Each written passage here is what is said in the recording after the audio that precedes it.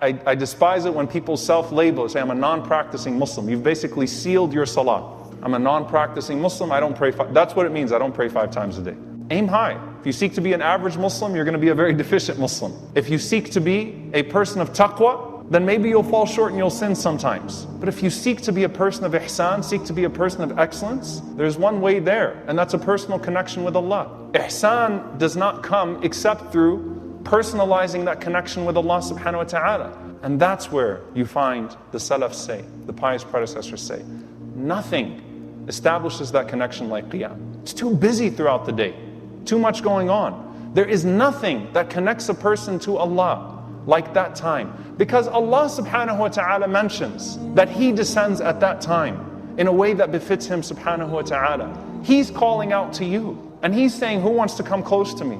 Who has an appointment? Allah has all the time for you. Allah does not take slots. It's not restricted for some religious people somewhere in the world. No, the broken, the sinner, the righteous, the person who's trying to be righteous, everyone calling upon Allah. That time of the night, that's your time to get close to Allah subhanahu wa ta'ala. Al-Fudayl, rahimahullah ta'ala, he grabbed the shoulder of a man and he said to him, Allah subhanahu wa ta'ala comes down every single night to the lowest heaven. And so the Lord says, a person has not told the truth. They have lied when they claim to love me, but when the night comes, he sleeps on my appointment. Allah says, isn't it that every lover spends some time with their lover?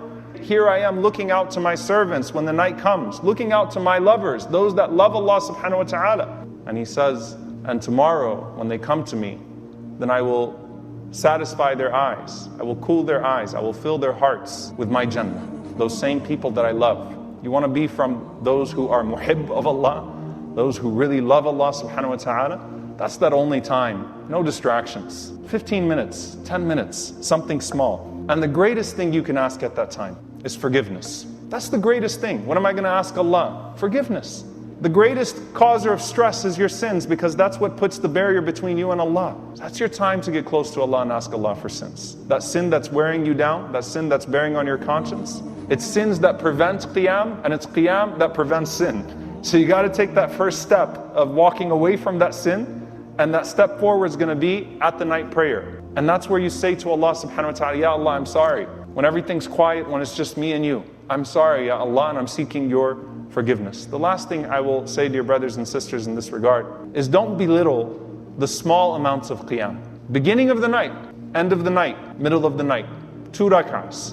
Qul huwallahu ahad, qul a'udhu birabbin nas. Don't belittle it. It matters. And that's why the Prophet ﷺ said, whoever stands up and just reads 10 ayat, 10 verses, will not be written as a person of heedlessness. Heedlessness means you have a barrier. You don't perceive God properly. You don't understand your purpose properly.